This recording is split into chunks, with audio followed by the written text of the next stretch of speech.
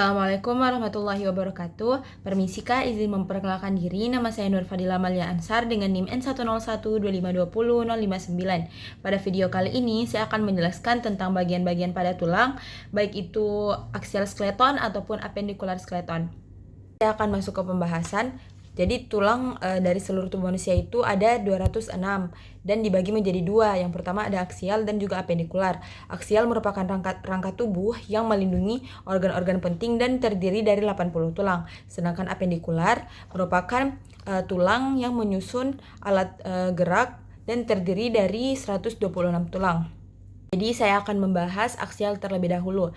Aksial terdiri dari 4. Yang pertama ada kranium atau tulang tengkorak, yang kedua ada vertebra atau tulang belakang, yang ketiga ada costa atau tulang rusuk, dan terakhir ada sternum atau tulang dada. Jadi saya akan lanjut untuk membahas tulang aksial terlebih dahulu. Jadi aksial sendiri itu terbagi menjadi 4, dan yang pertama itu ada neurocranium atau tulang tengkorak. Jadi kranium sendiri itu terbagi menjadi 2 lagi, yaitu neurocranium dan juga viscerocranium. Neurocranium adalah yang melindungi otak, dan viscerocranium adalah tulang yang membentuk wajah. Jadi untuk neurocranium itu terbagi menjadi 4. Yang pertama itu ada os frontale, yang kedua os parietal, yang ketiga os occipital, dan yang keempat itu os temporal. Untuk gambarnya sendiri bisa dilihat, ini adalah os frontal atau bagian depan tengkorak yang membentuk dahi dan juga rongga mata. Kemudian untuk melihat yang lain, ini bisa dilihat dari tampak lateral. Itu di bagian di atas sini itu ada namanya os parietal. Kemudian bagian dasar tengkorak itu namanya os occipital. Sedangkan untuk di pelipis di bagian sini, bagian samping, itu namanya os temporal. Jadi ini ada di sebelah kanan dan juga di sebelah kiri.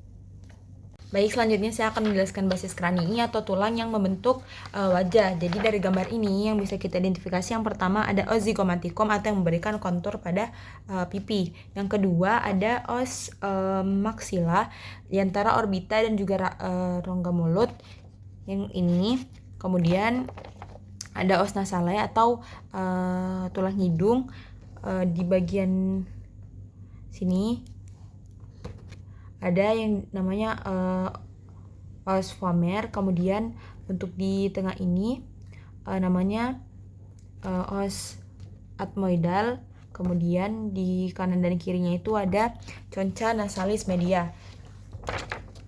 Lanjut di sebelah sini itu namanya os sphenoidal. Kemudian ada os lacrima atau yang di bagian kelenjar bawah mata ini. Kelenjar air mata. Kemudian di bagian sini ada os mandibula atau yang di bagian dagu, dan ada os palatina. Jadi os palatina itu terletak di dalam mulut, di langit-langit mulut, di tepatnya itu di sini. Baik, itu saja dari basis kranii. Selanjutnya saya akan menjelaskan os kranium secara lebih detail. Selanjutnya saya akan lanjut menjelaskan tentang kranium atau tulang tengkorak, dimulai dari tampak anterior. Jadi yang bisa kita identifikasi di sini itu yang pertama di sini ada namanya protubentia mentale. Kemudian di sini ada corpus mandibulae, dan di sini ada foramen mentale. Mohon maaf untuk di sini protubentia mentalis. Kemudian untuk di bagian sini itu terdapat sutura, yaitu sutura intermaxillaris, karena dia memisahkan antara dia berada di antara dua maksila. Kemudian untuk di sini terdapat sutura juga, yaitu sutura yang memisahkan antara maksila dan juga zygomatikum. Jadi namanya itu sutura zygomatico-maxillaris.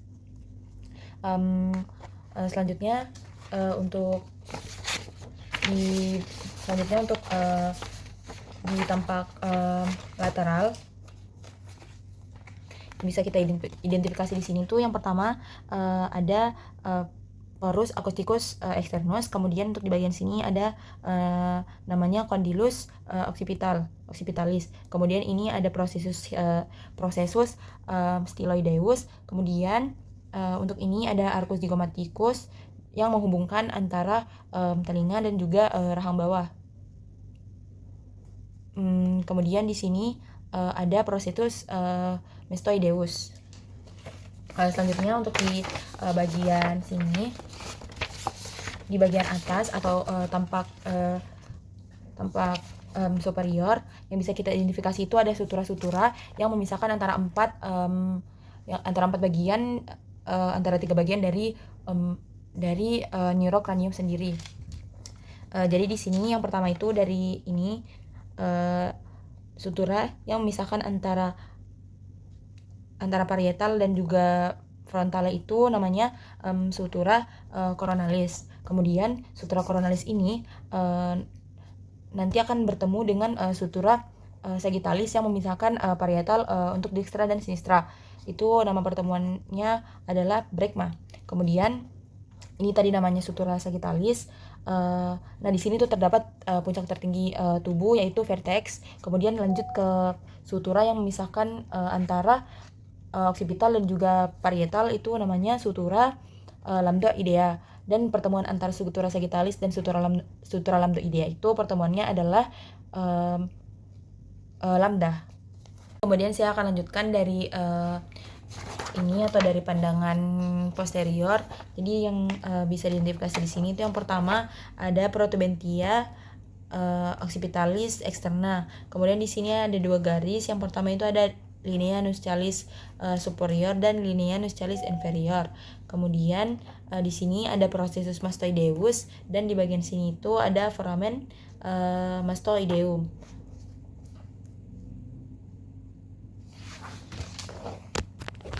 Saya akan menjelaskan bagian dalam dari neurocranium itu. Di sini yang pertama yang bisa dilihat di sini ada crista frontalis. Kemudian di sini ada sulcus sinus sagittalis superioris dan di bagian sini ada foveolae granulares, dan untuk di sini di bagian sini tuh ada sulcus arteriae meningae mediae.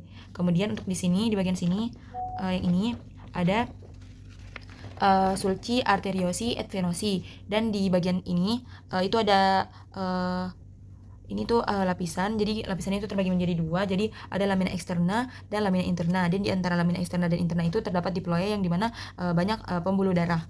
Baik, selanjutnya saya akan menjelaskan dari bagian dalam basis cranium. Jadi itu yang pertama yang bisa dilihat di sini ada crista frontalis. Kemudian di sini ada sutura sagittalis sulcus sinus sagittalis superioris. Kemudian di bagian sini ada crista galli, dan di sini dan di bagian sini dan di sini ada ala crista galli. Kemudian ini ada lamina et foramina cribrosa. Kemudian untuk di bagian sini ada canalis opticus, dan kemudian pada bagian ini ada fossa hypophysalis. Kemudian untuk di bagian ini ada porus acousticus internus, dan di sini ada foramen jugulare. Maaf, di bagian sini ada foramen jugulare. Yang ini. Sini foramen jugulare. Kemudian selanjutnya di bagian sini ada clivus, dan di bagian sini ada protubentia occipitalis interna. Kemudian di sini ada foramen magnum, dan di sini ada canalis nervi hypoglossy. Kemudian untuk di sini ada 3 foramen. Yang pertama ada foramen spinosum, kedua foramen ovale, dan yang ketiga ada foramen rotundum. Kemudian untuk di bagian sini ada dorsum selae. Ini saya akan menjelaskan permukaan luar dari basis cranii. Jadi yang pertama di sini yang bisa kita identifikasi ada arcus zygomaticus. Terus di bagian sini ada spina nasalis posterior. Kemudian untuk di sini ada foramen palatina jugula palatina, foramen palatinum majus. Terus di bagian sini ada foramen jugulare, dan kemudian untuk di bagian sini ada tuberculum parangeum. Mungkin itu saja yang bisa diidentifikasi dari permukaan luar basis cranii. Saya akan menjelaskan pembagian lain dari aksial, yaitu costae. Jadi costa sendiri itu terdiri dari 12 tulang dengan 3 pembagian. Jadi yang pertama itu ada costa vera atau tulang iga sejati yang mencakup tulang 1 sampai 7. Yang kedua itu ada costa spuriae yang mencakup tulang 8 sampai 10, dan yang terakhir itu ada costa fructantes yang mencakup tulang 11 sampai 12. Adapun bagian-bagian dari tulang costa sendiri itu yang pertama ada caput costae, kemudian ada column costae, dan ada corpus costae. Kemudian bagian sini ada angulus atau sudut dari costa. Kemudian ada tuberculum dari costae. Kemudian yang terakhir itu ada sulcus costae. Ini sulcus costae. Kemudian di sini tadi ada caput, column, corpus, dan di sini ada angulus serta ada tuberculum costae. Sebagian tambahan, ini ada gambaran dari costa secara keseluruhan. Ini ada 12, dan mengapa Costa Vera disebut dengan iga sejati itu karena dia langsung bersambung dengan sternum. Ini bisa dilihat. Sedangkan kalau misalnya Costa Spuriae disebut iga palsu itu karena dia tidak langsung bersambung dengan sternum, tapi dia bersatu dulu di Costa Vera terakhir yang ketujuh, kemudian baru bersambung ke sternum. Jadi tidak langsung bersambung dengan sternum. Dan adapun mengapa Fluctuantes dikatakan sebagai iga melayang, karena dia tidak bersambung tapi melayang seperti ini, seperti pada gambar. Baik. Selanjutnya saya akan menjelaskan tulang vertebra atau tulang-tulang pembentuk tulang belakang. Jadi vertebra sendiri itu terbagi menjadi 5 dan ada 33 tulang. Jadi yang pertama itu ada vertebrae cervicalis, itu terdiri dari 7 tulang. Yang kedua ada vertebrae thoracicae yang terdiri dari 12 tulang, serta vertebrae lumbalis yang terdiri dari 5 tulang, serta ada os sacrum yang terdiri dari 5 tulang juga, dan os coccygis yang terdiri dari 4 tulang. Jadi yang pertama itu ada os cervicalis yang dibagi lagi menjadi 3. Yang pertama ada atlas, yang kedua ada axis, dan yang terakhir ada prominence. Jadi saya akan menjelaskan mulai dari atlas sendiri. Jadi ini adalah tulang dari atlas. Adapun di sini yang bisa kita identifikasi, yang pertama di sini tuh ada tuberculum anterius. Kemudian untuk yang ini ada arcus interior atlantis. Kemudian untuk di bagian sini ada arcus posterior atlantis, dan untuk ini ada foramen vertebrae, dan di sini ada foramen transversarium. Kemudian untuk di sini ada processus transversarius, dan untuk ini ada facies articularis anterior. Jadi untuk atlas sendiri tidak memiliki processus spinosus dan juga tidak memiliki corpus vertebrae.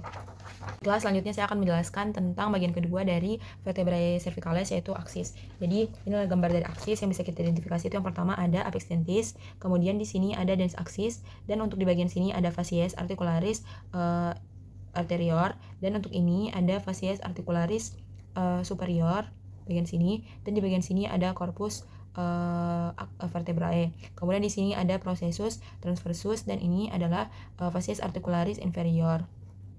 Dan ini ada processus spinosus. Kemudian dari tampak dorsal sendiri ini adalah facies articularis posterior, dan ini adalah facies articularis superior. Kemudian di sini ada processus spinosus, dan ini ada foramen vertebrae dan foramen transversarium. Selanjutnya saya akan menjelaskan bagian dari thoracicae atau vertebrae thoracicae.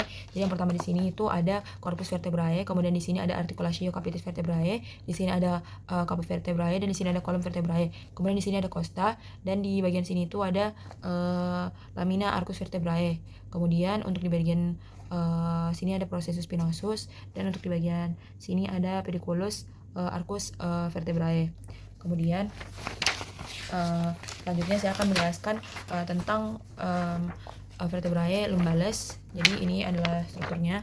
Di sini ada epiphysis annularis, kemudian di sini ada corpus vertebrae, dan di sini ada foramen vertebrae. Kemudian di sini ada 5 processus. Yang pertama processus costalis, kemudian processus articularis, processus spinosus, processus mammillaris, dan processus accessorius. Baik, saya akan menjelaskan tentang os sacrum.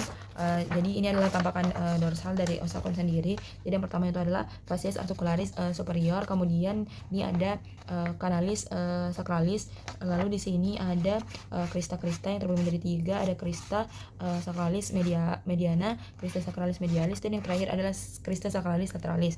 Selanjutnya di sini ada cornus sacralis, dan di sini ada apex ossis sacralis.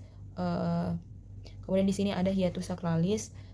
Dan selanjutnya dari tampakan lain ini ada promontorium, terus ada basis ossis sacri, terus di sini ala ossis sacri. Kemudian untuk ini foramen itu foramina sacralia anteriora. Kemudian ini ada linea transversae. Kemudian di sini yang di bawah tadi adalah apex ossis sacri. Selanjutnya saya akan menjelaskan tentang os kokigis. Jadi kokigis sendiri itu tidak terlalu banyak bagian dan terbagi menjadi 5. Jadi yang pertama itu ada yang bisa kita identifikasi. Yang pertama kornu kokigeum, dan ini langsung saja ini terbagi jadi vertebrae Kokigia 1, Kokigia 2, dan Kokigia 3 sampai 5. Untuk tampak keseluruhan dari vertebra sendiri itu seperti ini. Jadi ini adalah tampak tampak superior dan ini posterior, dan untuk ini adalah ini adalah cervicale, kemudian ini thoracicae, dan kemudian di bagian sini itu ada lumbal, dan kemudian ini os sacrum dan os kokigis. Jadi selanjutnya saya akan menjelaskan tentang tulang apendikular. Jadi apendikular itu terbagi menjadi 2, yaitu ekstremitas atas dan ekstremitas bawah, dengan jumlah tulang itu 126. Jadi yang untuk ekstremitas atas itu 64 tulang dan ekstremitas bawah itu 62 tulang. Jadi saya akan menjelaskan dari ekstremitas atas terlebih dahulu. Jadi ekstremitas atas ini kurang lebih seperti ini, dan ini terbagi menjadi 2 bagian. Ada cingulum pectorale, yang ini di bagian ini saja. Yang masuk itu cuman clavicula. Kemudian untuk yang kedua itu pas libera membri superioris dari sini sampai sini. Kemudian dibagi lagi menjadi 3 bagian, yaitu brachium, antebrachium, dan manus.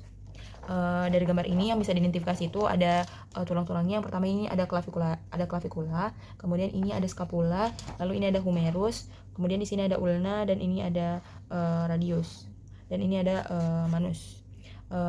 Terus di sini juga bisa dilihat ada artikulasi atau sendi-sendi. Yang pertama ini di bagian sini ada articulatio acromi clavicularis. Kemudian di bagian sini ada articulatio humeri. Kemudian untuk di sini itu ada articulatio cubiti yang terbagi jadi 3 lagi. Jadi yang pertama itu articulatio yang menghubungkan antara humerus dan radius. Jadi namanya articulatio radialis. Kemudian yang kedua itu yang menghubungkan humerus dan ulna, itu namanya articulatio humero-ulnaris. Kemudian yang menghubungkan antara ulna dan juga radius itu namanya articulatio radio-ulnaris proximalis. Jadi karena ada proximalis otomatis ada distal. Nah, untuk distal sendiri itu dia tidak termasuk dalam articulatio cubiti, namun posisinya di sini. Kemudian ada yang menghubungkan antara karpal tangan, manus tangan, dan juga radius. Jadi namanya articulatio radio calparis. Selanjutnya saya akan masuk ke yang pertama itu clavicula. Jadi clavicula sendiri itu seperti ini, dan ini adalah tampak dari cranium, dan ini adalah caudal. Jadi yang pertama yang bisa diidentifikasi sendiri itu yang pertama ada ini itu adalah ekstremitas acromialis. Kemudian di sini ada tuberculum conoideum. Kemudian ini ada corpus claviculae. Kemudian yang di bagian sini ada ekstremitas sternalis. Lalu di bagian caudal yang bisa kita identifikasi yang ini adalah foramen nutritium, di mana ini foramen nutritium ada pada setiap tulang. Kemudian di sini ada facies articularis sternalis. Kemudian lanjut ke scapula. Jadi ini adalah gambar dari scapula sendiri. Dan kita mulai dari tampak ini adalah tampak belakang atau posterior. Jadi yang bisa kita lihat di sini tuh yang pertama dari sini dulu. Ini adalah margo medialis, dan ini adalah margo lateralis. Kemudian ini adalah margo inferior, dan ini adalah margo superior. Kemudian untuk di sini ada incisura scapulae, dan di sini ada processus coracoideus, dan di sini ada chromion. Kemudian di sini adalah cavitas glenodalis. Kemudian di sini ada spina scapulae. Kemudian di sini ada fossa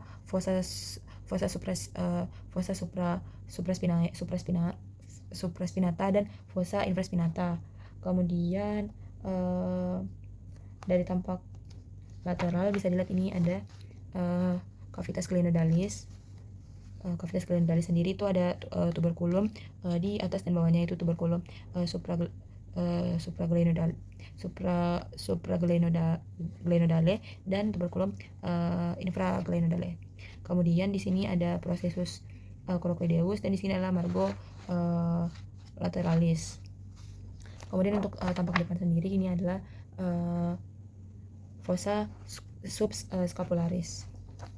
Selanjutnya saya akan menjelaskan tentang tulang humerus. Jadi itu dari sini sampai ke sini itu humerus. Adapun tulang sendiri itu punya 3 bagian, yaitu kaput, kolom, dan juga korpus. Kaput itu adalah kepala, kolom itu adalah leher, dan korpus itu adalah badan. Jadi ini adalah gambaran dari humerus. Jadi yang pertama di sini itu adalah kaput humeri. Di sini. Kemudian untuk di sini itu adalah kolom humeri. Kemudian ini adalah benjol-benjolan. Ini namanya tuberculum minus, dan ini tuberculum majus. Kemudian di sini ada krista-krista, namanya krista tuberculi minus, dan krista tuberculi majus. Kemudian di sini ada tuberositas, namanya tuberositas deltoidea. Kemudian untuk ini ada korpus, ini korpus humeri. Terus berikutnya di sini jadi ini adalah tampakan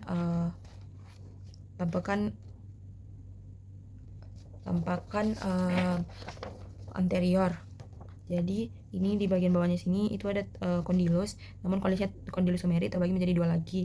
Itu yang pertama capitulum humeri dan juga trochlea humeri yang di sebelah sini. Ini capitulum, ini trochlea. Kemudian di sini ada fossa, ini namanya fossa coronoidea, dan ini namanya fossa radialis.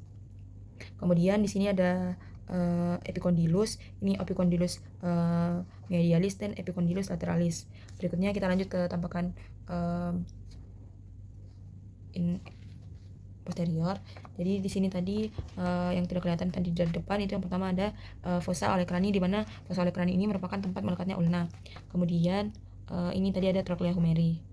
Selanjutnya saya akan menjelaskan tulang berikutnya itu ulna dan juga radius. Jadi ulna dan radius itu bisa dilihat dari ini. Jadi kalau misalnya radius itu adalah yang selurusan dengan jempol ibu jari, sedangkan ulna itu yang selurus dengan kelingking. Jadi yang pertama saya akan menjelaskan ulna terlebih dahulu.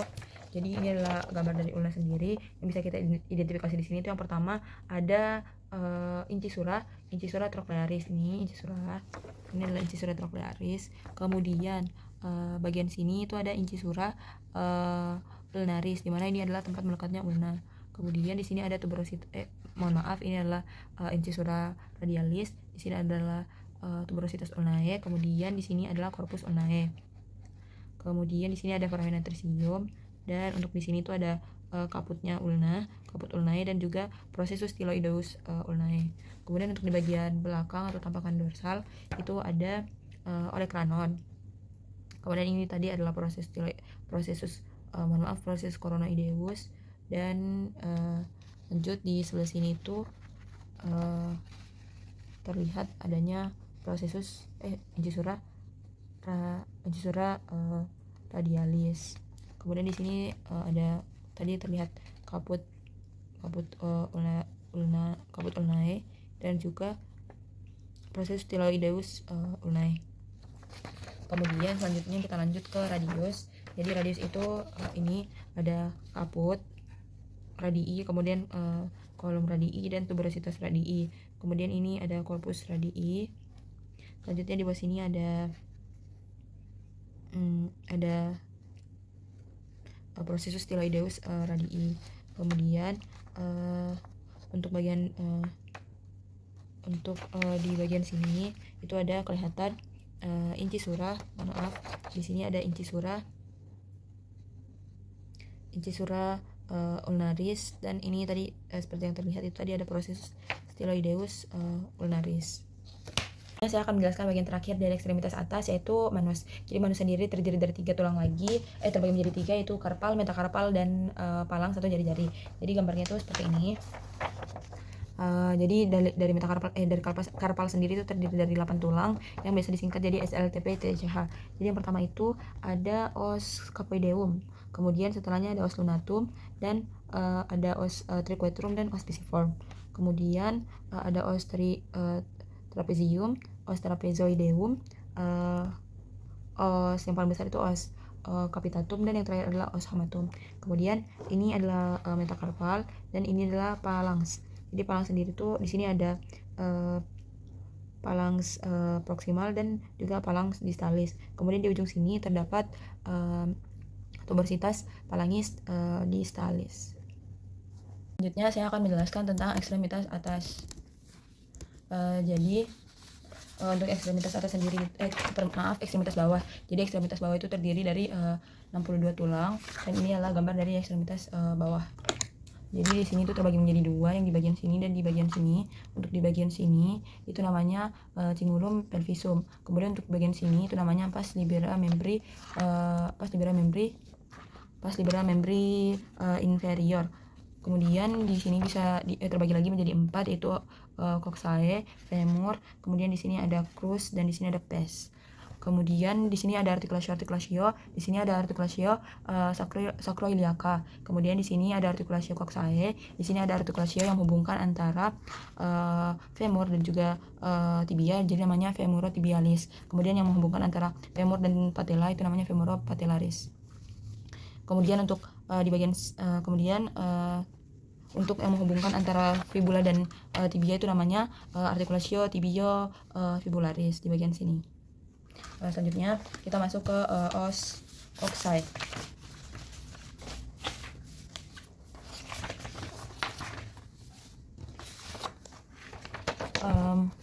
Ini adalah os coxae yang bisa diidentifikasi di sini. Itu yang pertama ada promontorium. Jadi ini tadi adalah os sacrum. Di sini ada promontorium. Kemudian di sini tuh ada symphysis pubica. Ini symphysis pubica. Kemudian di sini ada os ischium. Di sini os iliaca. Kemudian di sini ada os pubis. Kemudian dilihat dari lanjut dari tampakan medial. Ini bisa diidentifikasi. Yang pertama ini ada spina iliaca. Kemudian di sini tuh ada salah untuk gambarnya yang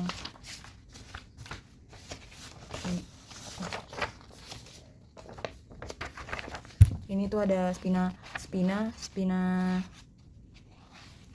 iliaca. Kemudian di sini ada fossa iliaca. Kemudian di sini ada osis ilii. Kemudian di sini ada tuberositas iliaca, dan di bagian sini tuh ada spina iliaca posterior superior. Kemudian di sini ada spina iliaca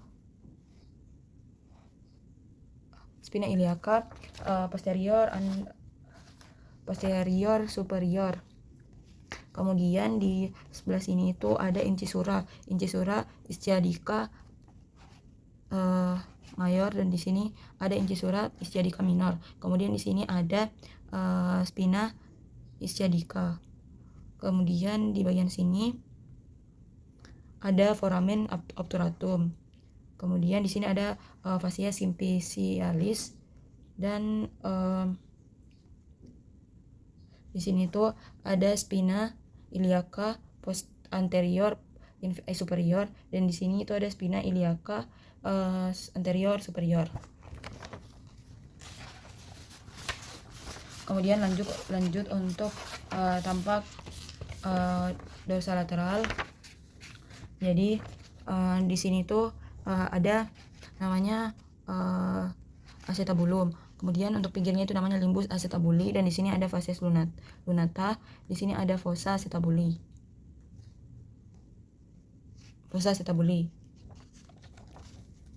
Di sini tadi bisa dilihat ini ada spina ischiadica, dan ini tadi adalah incisura ischiadica minus.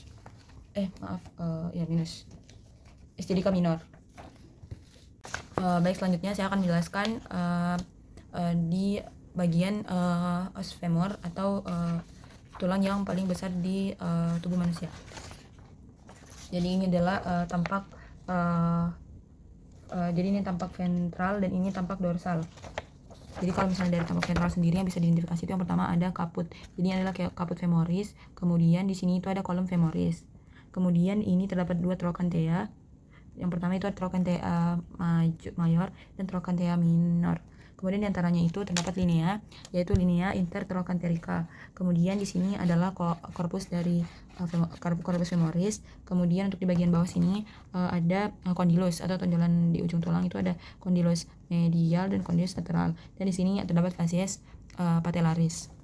Kemudian untuk pandangan dorsal, ini yang bisa dideteksi yang tidak terlihat dari pandangan ventral itu di sini ada crista. Jadi ini crista antara trochanterica, jadi namanya crista intertrochanterica. Terus kemudian di sini ada linea aspira yang terbagi menjadi dua, yaitu labium mediale dan labium mediale dan labium laterale. Kemudian di sini ada fossa di antara dua kondilus, jadi namanya fossa intercondylaris.